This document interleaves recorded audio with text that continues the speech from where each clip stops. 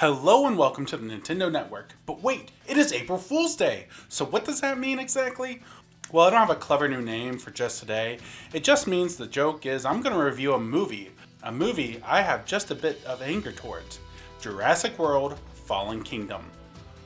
If you've seen any of my other videos, it is pretty obvious I have a love and passion for the Jurassic franchise. But Fallen Kingdom, ho, Fallen Kingdom. I've wanted to talk about this movie on a larger platform for some time, but I can't just make a new channel to devote towards movies. Well, I could, but I really don't have the time. So, on April Fool's Day, I thought, hey, the joke is a video game channel talks about a movie for one day. And heck, if this ends up being fun and well received, maybe this will be a tradition. So, a few notes before I start talking about the movie. From watching other channels, I hear Universal is pretty rough with copyright claims to their IPs, so I won't be showing video of the movies. I'll be playing Trespasser for PC, and inserting pictures to help illustrate what I'm talking about. This will also be a family-friendly rage. My channel is family-friendly, so if you're looking for a lot of cursing, sorry. I feel you can be frustrated and angry towards something without being inappropriate. The format will be me going over the entire plot and crying in a fetal position because of what has happened in my favorite franchise. As I'm writing this line, I have no clue how long this is going to be, so God help us all. Also, spoilers, not just from Jurassic World Fallen Kingdom, but other movies too. So, Fallen Kingdom was not originally planned. Jurassic World quickly became the highest grossing movie ever in 2015, and a couple of different movies took that spot during that year. It didn't hold it very long. But because it made so much money, sequels were announced, 2 to be exact, to make a trilogy, like the first Jurassic trilogy. Just because Star Wars does it doesn't mean everything has to be a bloody trilogy. Anyways, one issue this brings is a lot of the time when a second and third movie is introduced after the first was released, the second movie is basically nothing but set up for the third. No, this is not always the case. Back to Star Wars, Empire was announced after New Hope was released, and this is an amazing movie. Can I just watch that instead? No? Fine. So prepare for a lot of setup with little payoff, and expect little payoff from those setups in Jurassic World 3, I bet. Because different directors, writers, and such. At least this isn't a trend in movies nowadays. Oh, wait. But before I dive into this movie, I think there is something I need to make clear. It is obvious that I am not happy with the end result of Fallen Kingdom, and this is a chance to express that feeling for you all. If you loved it, great. If you hated it, like I do, great. The point is, let's be civil with comments to each other. Let's respect each other's opinions. Before jumping into this, I did a bit of research to get some viewpoints. Something I saw come up quite a bit from people who like this movie is that you have to have read and gone deep into the viral marketing for it. 2 things to note. I did. I read most of, if not all, viral marketing before I saw Fallen Kingdom. It did not change my mind. Second, viral marketing should not be used as a way to explain things in the movie that didn't make it into the movie. Fallen Kingdom constantly tells us at the beginning that Isla Nublar will be no more and the dinosaurs will become extinct again. What about Isla Sorna, the island from Lost World in JP3? Well, of course they are the black sheep of the franchise now, so let's forget them. Except for the constant callbacks to the Lost World. In the viral marketing, they explain Sorna has been stripped of its resources, including dinosaurs, from InGen in making Jurassic World years ago. And in fact, InGen went to Isla Sorna and made the Spinosaurus and a few others after the events of Lost World and before JP3. I like the idea of Hammond's InGen secretly making the Spino better, but whatever. There's a lot of information with this viral marketing, and it seems that Sorna is restricted and abandoned now. But remember this, remember that the viral marketing has a lot of information that is nice to know. For people who didn't follow the viral marketing, a quick throwaway line at the start during the newscast could have helped out. With Isla Nublar being destroyed and Isla Sorna Site B have been stripped clean of all dinosaur life, this volcano could bring about the second extinction of the dinosaurs. Yeah, it's clunky exposition, but no less clunky than most of the other exposition in this movie, and most modern movies anyways. Well, let's just jump right in now finally. The opening is actually really well done, and it is a false expectation for myself for the rest of the movie. You see, some mercenaries are back in Jurassic World to get the bones of the Indominus Rex. You have a sub with someone scared that the Mosasaurus is still in the paddock, as it was the one that ate Indominus.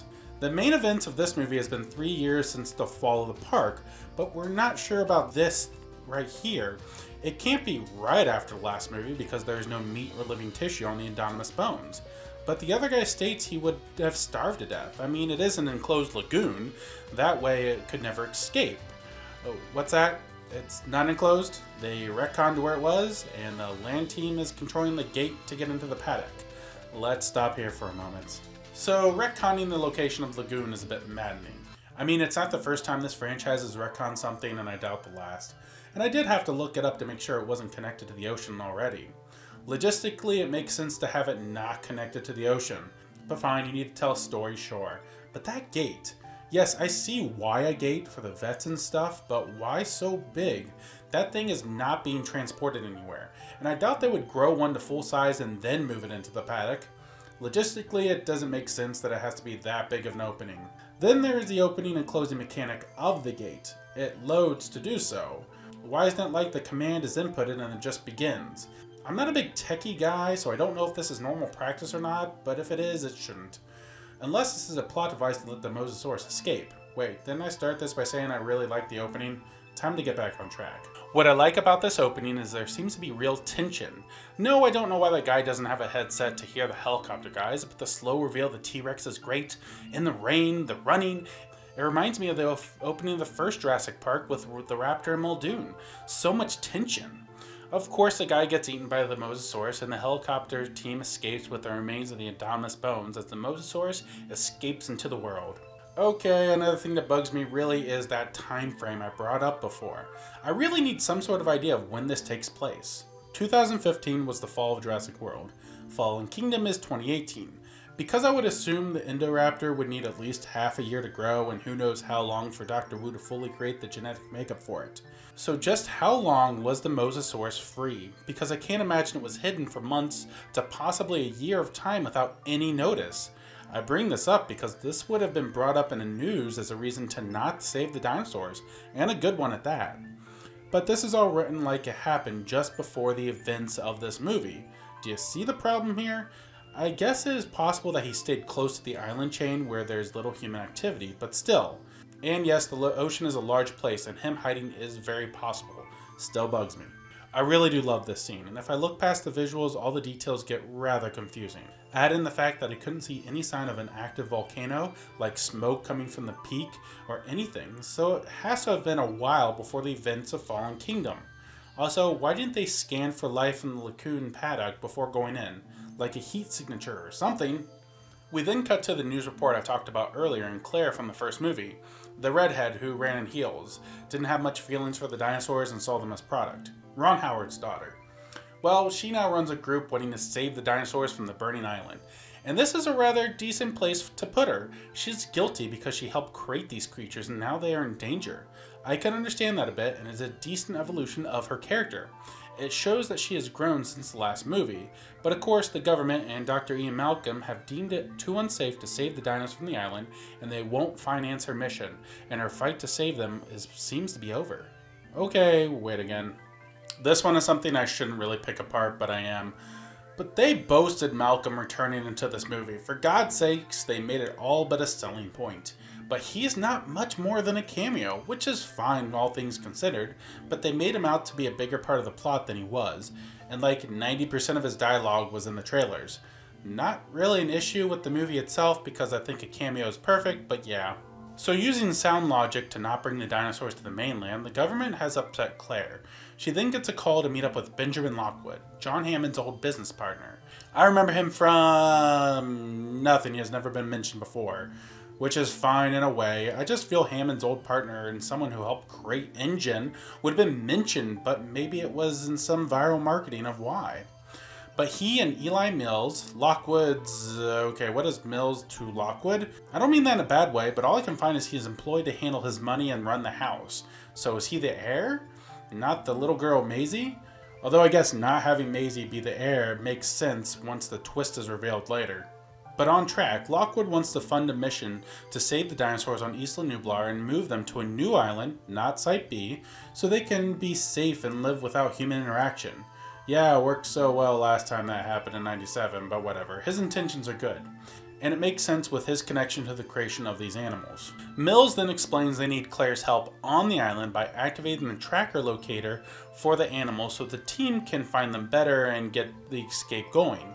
He then focuses on Blue and wanting to get her off the island as she's the last Velociraptor. Why on earth do you want to save the last raptor? Again, it makes sense to us later in the film when we learn Mills' true intentions, but from Claire's standpoint, wouldn't the focus be on animals that might be able to breed? Blue is the last raptor. Once she is dead, raptors are gone from this earth. And knowing how raptors can be, as she has dated Owen twice now, she should have some insight on saving Blue would be a bad idea. But no, her blinding guilt gets in the way of any potential red flags like this. Mills mentions Owens would be great to bring onto the mission, as he would be best equipped to capture Blue. But of course, Claire's apprehensive because they broke up again. You could just not have them together, you know. There doesn't need to be a love story in this. So Claire finds Owen, who has built his own cabin in the middle of nowhere. He should have hit him, Pawnee. Claire tries to convince Owen that he needs to save Blue. Okay, stop right here. I wanted to wait for this moment to bring this up. How does Mills, Claire, or Owen even know Blue is still alive? Blue is a raptor, yes, but she grew up in captivity with her pack by her side. Being a lone raptor, yes, she could easily survive, but it seems like a gamble to me. Mills is willing to bring in another person who is emotionally involved, but why does this conversation not come up? Again, a simple throwaway line from Mills, or even Owen, how do you know she's even alive? And then Claire could say, we don't know for sure, but even if there's a possibility, that bond you had with her is enough to save her. Yes, clunky dialogue, and still not good enough reason for Owen to agree to this, but it should have been brought up. But of course it's not brought up. We get forced dialogue about their failed relationship, and Owen then goes back to his cabin, watches a video of baby Blue, and decides to join Claire and her two other DPG members. We get the tech guy Coward Franklin, who doesn't really want to be going because he's scared. Also, his quirk is screaming like a girl. Hooray. And then Zia, the paleo veterinarian. What?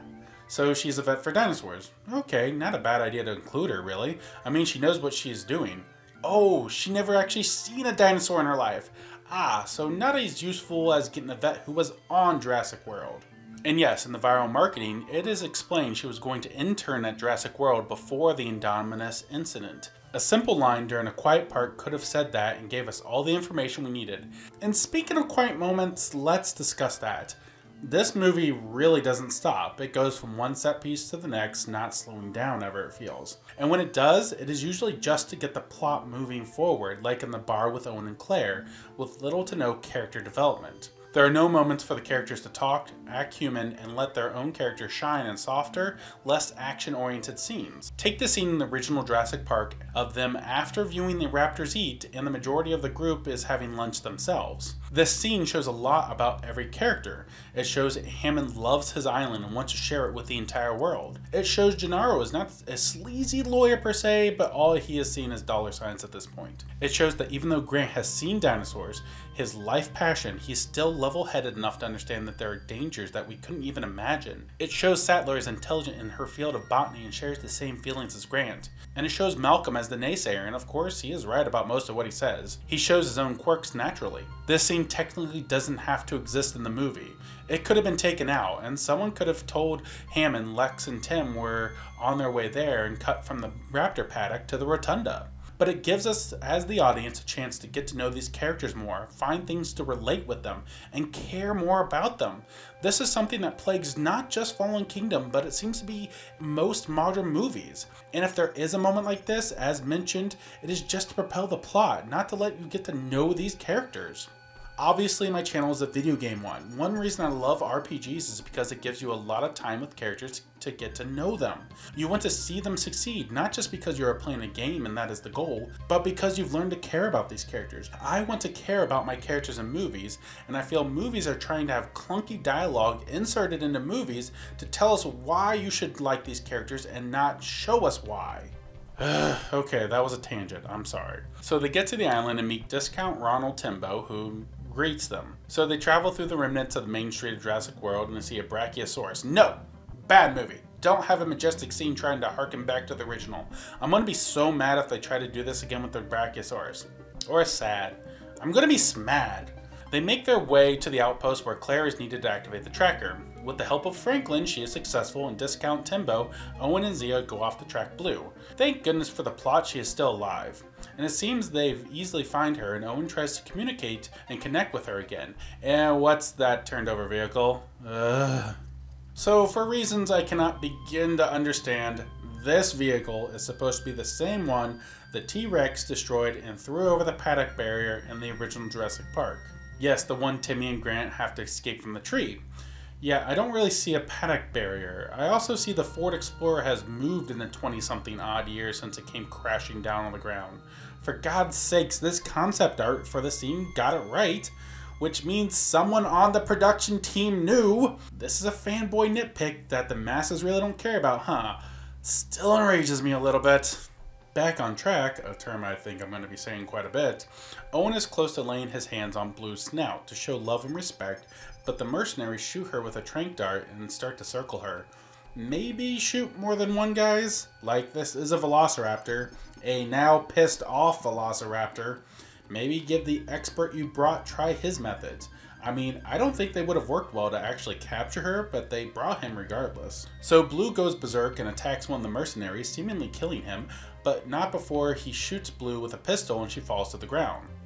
Owen, forgetting he was in Fallen Kingdom instead of Infinity Wars, decides to play Star-Lord and attack someone stupidly and starts to charge towards Discount Timbo. Discount Timbo shoots Owen with a tranq dart and he falls to the ground. Zia pulls a gun and a standoff ensues. She states that she's the only one who can save Blue. She's captured alongside Blue and they leave Owen. Can we talk about this for a moment? Because a lot of it is causing me a headache. Look, I get why Owen is mad and charges Discount Timbo. But Dimbo, fusing Discount and Timbo to save time, looks dismayed and legitimately pissed off Blue was hurt. Mostly because of money, but again, Owen doesn't really know this. Also, Blue was eating the man's face. Of course he shot her. Why the betrayal now? Why not keep lying to the good guys, because all this ends up hurting the bad guys more in the long run. Get everyone off the island, have a separate boat to take the good guys home, and they would never know about the secret auction plan. Dimbo could fake anger and frustration at the hurt raptor and say they will give him the best care or something. Also, I think a tranq that was meant to take down a raptor would probably kill Owen. I'm not really sure, but it really seems like it would. Cut to the volcano erupting, conveniently the exact day the good guys come. What if something delayed them by even an hour, like a storm? So much of this is based on luck. Claire and Franklin get locked in the communication outpost, assumingly after Dimbo's men knew Blue had been captured, and they were okay with basically murdering these two. The computer expert cannot unlock the door outside. I bet it's a Unix system, but he unlocks something down a dark tunnel and a baryonyx emerges. Okay, seeing a new, non-hybrid dinosaur is actually really awesome. Lava starts to fill the room and it narrowly saves the two as they escape. Meanwhile, in a Looney Tunes cartoon, Owen is literally inches away from lava and squirms his way from it in what is meant to be a comical moment, but I just sigh. I don't science, but I feel the heat being that close to lava should kill him. But he has plot armor, so he escapes and then runs into Claire and Franklin, telling them to run. Claire and Franklin find a random gyrosphere and get in as a Carnotaurus stalks them and Owen is still outside of it. But to help you remember a better movie, you see the T-Rex save them and roar just like in the original movie ending. Nostalgia! So the two in the gyrosphere start racing amongst the running dinos from the volcano and Owen is engulfed in smoke and ash. They unfortunately have no choice but to go off a cliff because there's no way to control the gyrosphere. And the gyrosphere ends up getting cracked in the process and it starts to fill up with water as Owen pulls off some Burt Macklin moves and save them both in an honestly tension-heavy scene that I really enjoyed. They wash up on the beach close to the docks to see the mercenaries have a lot of dinosaurs on the boat, including a baryonyx. Okay, let's assume not the one that was trapped by Claire and Franklin. And the T-Rex, which doesn't make any sense considering he was all the way back on the cliff saving the heroes. Were Dimbo's men watching from a distance and waiting to capture it? It has to be that one, as it is established there's only one T-Rex on this island. We also get what this movie considers character development when Dimbo goes up to a sedated Stegosaurus and pulls out one of its teeth and adds to his own collection. Remember this. This character quirk becomes the crux of the finale of the movie. I kid you not. Not as dumb as Martha, but pretty close.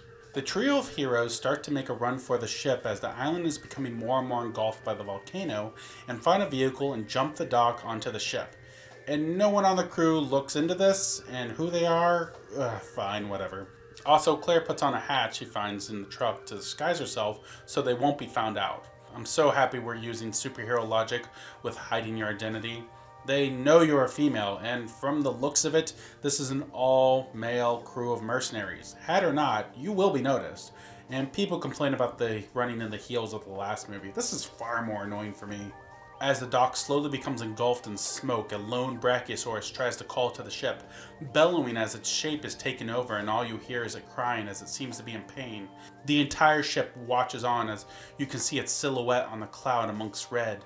The original island is gone, a callback to the first movie when Grant first sees a dinosaur. And I know a lot of people say this scene is great, but is not earned in this movie.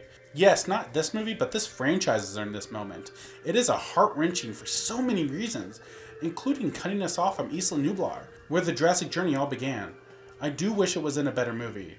In fact, let me throw something at you. Right now, the time on the island was so short-lived, fast-paced, it just felt like a footnote just trying to get to the mansion. Why not make this the first movie, ending with this scene, expanding everything that's happened, give the characters more meaning and diverse interactions, up the stakes and everything. Then the third Jurassic World be the mansion, of course a different ending, and we will get to that. Oh, we'll get to that. The time on Isla Nublar was short and it sucked. In this canon, there's no reason ever to go back to this island. This was our goodbye. Cut to the Lockwood estate where Mills is talking to an auctioneer played by Toby Jones. You're too good for this movie. Actually, a lot of this cast is, for that matter. Maisie, the little girl, overhears them and Mills' plan to bring the dinosaurs here for the black market to bid on.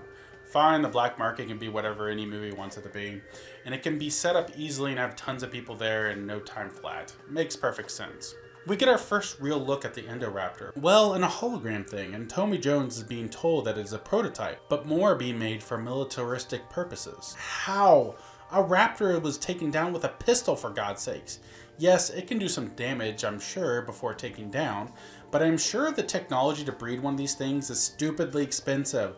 The prototype alone sold for more than $28 million later on in the movie. Also, once you unleash it onto your enemy, how do you plan to get it back? Oh right, a laser pointer. No one liked the military use of the raptor subplot from Jurassic World, so let's double down on it, I guess. Maisie runs to her grandfather and explains what Mills is doing. Lockwood doesn't believe her and sends her away. Okay, look, I understand kids say the darndest things. I have a young daughter. She'll make up crazy stories all the time. But none of the stories have much ground in reality. In this reality, there are dinosaurs, and Mills has the means to do such things. This is worth investigating a bit, Lockwood. But kids be kids in movies. Another problem not just with this one. Back on the ship, the area that is housing the dinosaurs seems to have little to no guards, and the trio finds Zia, who is tending to Blue. She suspects they want Blue for something. Really, they are willing to murder you for the dinosaurs, so yeah, they need her. But Blue needs a blood transfusion, so Zia says the T-Rex is the only match. Wait, what? They are both bipedal carnivores, but does that really work? Can I give a blood transfusion from a cheetah to a tiger, since they're both in the feline family and they're on all fours? I don't really do science that well, so people tell me if this is actually how it works in the real world. Of course, Zia was only just about to intern on a group of basically unknown animals, so yes, let's risk giving it T-Rex blood. Also, if you think these bad guys want Blue for something, maybe let her die to ruin their plans. Oh, but we can't let the man-eating dinosaur die, right? So in what should be a tense scene, but I think I am just numb right now from everything else, they get the blood. Rexy wakes up and snaps at Owen. He jumps through the opening of its jaws and escapes. Man, I really would have loved seeing this in theaters and not 20,000 times in trailers. They save Blue, and Claire and Owen hide in a truck as the boat docks, and Franklin is confused for a mercenary. Because, yeah, he looks like the rest of them and is forced to help them. As the convoy of trucks start to travel, Owen and Claire start to plan their escape to get in touch with authorities. But Dimbo stops them and takes them prisoner. Meanwhile, back at the Mansion of Doom, Maisie sneaks in the basement of the mansion, finds video of Owen and Baby Blue, now only $26.94 on Amazon.com, and overhears Dr. Wu and Mills talk about Blue as she is hurt. Maisie attempts to escape down a dark corridor, and the arm of the Indoraptor grabs and startles her, and Mills and Wu discover her. Mills locks her in her own room. Lockwood and Mills then have an exchange. Lockwood apparently believed Maisie and confronts Mills, who apparently confesses what is happening. Lockwood then demands Mills call the police on himself. Why? Who is gonna call the police on themselves? Who expects someone else to call the police like this? Next time someone breaks into my house, I'll just tell them to call 911 themselves because they know they did a bad thing. Then, and a first for the Jurassic franchise, a human kills another human as Mills smothers Lockwood to death. I'm sorry, just one moment.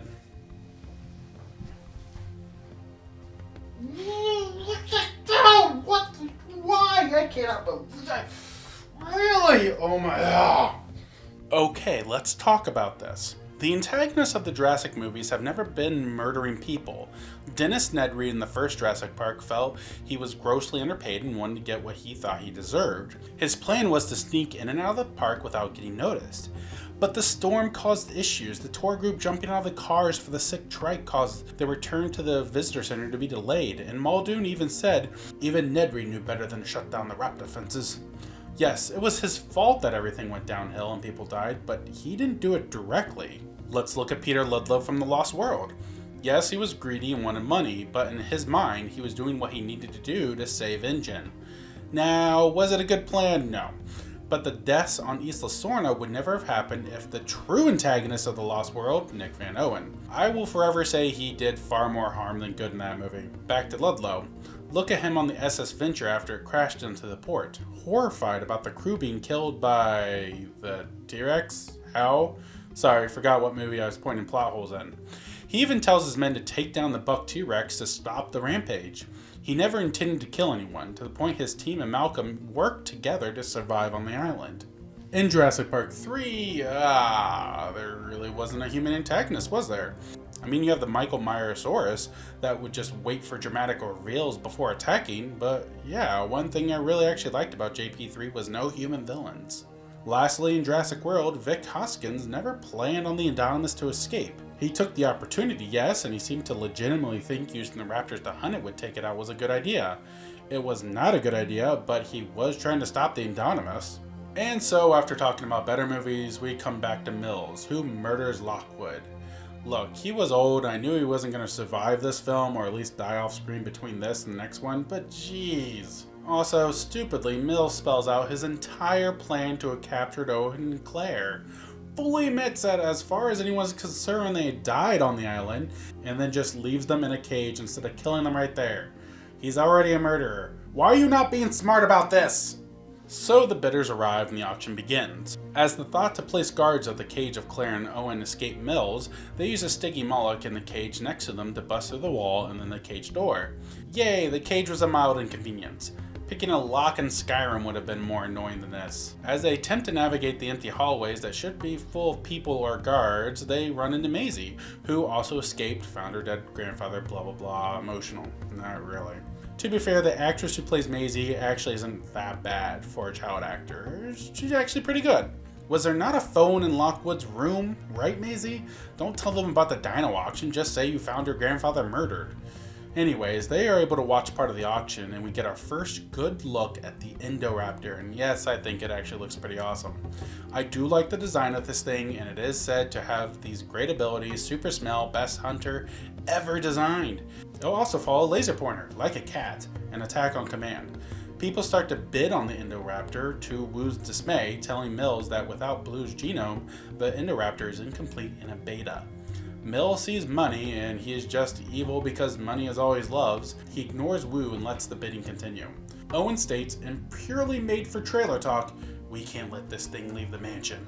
Owen then uses the sticky Moloch to enter the auction room, ram through many bidders, but it's okay, they are part of the black market, so they can get hurt, and then Owen barrels through a barrage of mercenaries who never shoot, taking them all out and stopping the Indoraptor cage from being retracted and shipped to the highest bidder. Man, that plot armor is really helpful for Owen.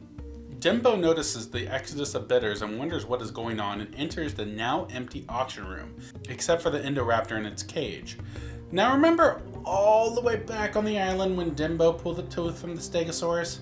How that was his character development? Well, he wants a tooth of the Indoraptor, so he shoots the Indoraptor with 2 trank darts, and the Indoraptor lays down, and Dimbo opens the cage and leaves it open behind him. As Dimbo starts to look at the Indoraptor, it smirks like a freaking cartoon villain, so it knew to fake being tranquilized to get a snack apparently. Again, a throwaway line about a cage handler having this happen to him would have been nice. But of course, Dimbo gets eaten and the Indo is now free to stalk everyone in the mansion. It even gets Toby Jones and some black market bidders in a broken elevator. Owen gets back with Claire and Maisie, but run into Mills and a few guards. Mills demands Maisie to go with him, but the literal superhero next to her seems like a better plan. Mills then reveals the big twist in the movie, that Maisie is a clone of Lockwood's daughter that died in a car crash years ago, and wanting to clone his daughter is what actually caused the rift between Lockwood and Hammond. And if I can borrow something from Linkara, dun dun dun, nobody cares. Look, in a universe that has cloning technology to bring back dinosaurs since the late 80s, it is not unreasonable to think that it has become advanced enough to clone a human. Other than a shock value, why is this even in the movie? Oh god, this is going to be stupidly important later on, isn't it? And so, because we can't slow down long enough to process it all, the Indoraptor rips through the security guards and everyone runs. Zia is chained to Blue's cage in Wu's lab, all the while Franklin, somehow disguised as a scientist now, and he goes to help Zia. Wu demands they get blood from Blue. The awake and now alert Blue. Zia informs him of the tainted T-Rex blood and Wu is pissed off. Franklin then plunges a tranq dart into Wu's neck and frees Zia. Some mercenaries come in, one dragging Wu off so we have an antagonist for the third film, and Franklin frees Zia fully. Zia frees Blue to attack the men, causing them to shoot wildly, and one hitting containers of poison gas. God, I feel like I just described a mousetrap board game. Also, poison gas. Do we really need something more to worry about in this movie? So the Indoraptor tracks the three heroes into the room where Claire first met Lockwood, and they are able to hide in a diorama behind glass, with the power out now. But Franklin powers everything back on, trying to get rid of the gas, so the Indoraptor finds them. Claire gets pinned as Maisie runs and escapes to her room. Owen and Claire kiss. God, why do you kiss at the stupidest moments in these movies? And Owen goes to help Maisie. And again, a really awesome, tension-heavy, scary scene that was ruined by the trailers. The Indoraptor climbs into her room and stalks its prey slowly, the hand reaching out, ready to grab and take its prize. God, there are some great movies in this, and this is one of them. A iconic Jurassic scene, and it deserves a better film. Owen busts into the room and shoots the Indoraptor, but it is unaffected and looms over Owen as Blue runs in and attacks the Indoraptor and they battle. Owen and Maisie escape onto the roof as it has started to rain. The Indoraptor chases them out onto the roof and they're over a glass plane from the room from before. Then Claire, somehow knowing they went to the roof, appears and points the laser gun at Owen, and the Indo charges them. The glass breaks from under it and it gets impaled on the horns of a dinosaur skull. Part of me wants to question how Claire got the laser-sighted gun, knew where to find them, and got around with an injured leg, but I honestly am so exhausted by this movie that I cannot even care enough to complain beyond this. All the heroes get together and see the gas leak is slowly killing the dinosaurs, and there is no way to vent it out. Claire unlocks the cages, but they're still trapped. She looms her hand over the button to open the basement, which would air out the area, but the dinosaurs will be free onto the world. Owen, acting sane, tells her there is no going back on this. She debates it. You see the internal struggle. You see great acting in this scene, and she doesn't press it. She curses herself for having to let them die, hating that has come to this after everything. But screw it, the little girl presses the button. She knows we need a sequel. Everyone looks at her as the dinosaurs begin to escape, shocked at her actions and thinking how she's not going to get tablet time for a long time. She then says, "They're alive, like me." This was the only reason she was a clone. Because you couldn't have Claire, one of the main heroes, be the one to open the gates for the dinosaurs. Because as Owen said, there's no going back. I get she felt guilty about the events of Jurassic World, but she never meant it to happen. Letting the dinosaurs loose on the world would have made her directly involved in the death of God knows how many innocent people. This would vilify Claire for the next movie. But a little girl, a cloned little girl, cannot be vilified like Claire would be. Well, they would think that at least. Because this is the exact reason children don't make big decisions. Children and teenagers are horrible when it comes to life choices. Maisie is now responsible for people dying, and we see that happen right after this scene. Yes, they're bad guys. Mills gets eaten and the anonymous bone is destroyed. I'm glancing over that because the reason we have a third movie is because of this little girl. They couldn't come up with anything else beyond a clone girl sympathizing with the dinosaurs. Mind you, she had spent the last third of this movie being chased by one and nearly killed multiple times. This clone twist just mucks everything up. It doesn't feel right. I just know there will be no ramifications for this character in the Third World movie. It'll be glossed over and perhaps not even mentioned. So after the dinosaurs have escaped, the heroes go outside the mansion and Blue and Owen have a moment. Owen wanting Blue to get into a cage so he can keep her safe. But then Blue turns and runs, wanting to be free. We then hear Malcolm talk a bit more as we see the T-Rex roaring to a lion, an awesome scene that was ruined by the trailers, and the Mosasaurus about to eat surfers, another scene ruined by the trailers, and pterodons flying by Claire, Owen, and Maisie in a car, all while declaring we are now in Jurassic World, as the last scene shows Blue in the mountains above a California town, roaring as she prepares to feast. And that was Jurassic World Fallen Kingdom, and I think I got my point across, right? As mentioned before, I think this all could have worked, but split it into two movies. One movie on the island with the final scene showing the Brachiosaurus, and the next movie at the Lockwood Mansion. But, much like most movies anymore, it had to be constant action, characters get thrown to the wayside. It seems their goal in this movie was to shove a ton of dinosaurs on screen when they can, because that will get people in the seats in the theaters. Oh, it did. It broke $1 billion worldwide. Even so, there was some passion in this project. There were some great scenes, but the ramifications of this movie completely messed with the future of the franchise. Yes, I know it is not big as Lord of the Rings or Star Wars, but basically destroying Site B off-screen, destroying Isla Nublar, and letting dinos be free in the world all in one movie radically changes what the franchise can be. By changing things so radically, just so the director can make the story he wants without thinking of the past or future. Did Rian Johnson direct this movie? I will still go see Jurassic World 3, just to see what Colin, Jurassic World's director, can do with the scenario he has after this. I am honestly not going to expect much. I can only hope he sees what went wrong with the World films, look back at what the original trilogy did right, because yes, even Lost World and JP3 did some things right, and make an epic conclusion to the Jurassic franchise. Because as is, there's not much more that can be done. Dinosaurs are free in the world. Different factions have the ability to clone now.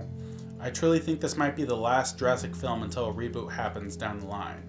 Of course, if it makes money, life will find a way, and by life, I mean Universal. Thank you for joining me here at the Nintendo Network and for my April Fool's Day video. If you like this, or if you like the other Nintendo content I provide, make sure to subscribe. Now, if you'll excuse me, I think I might look at what's ahead for this year, because I might want to do this again for next April Fool's. What movies are coming out in 2019? Oh, Star Wars Episode 9. I think I have a winner.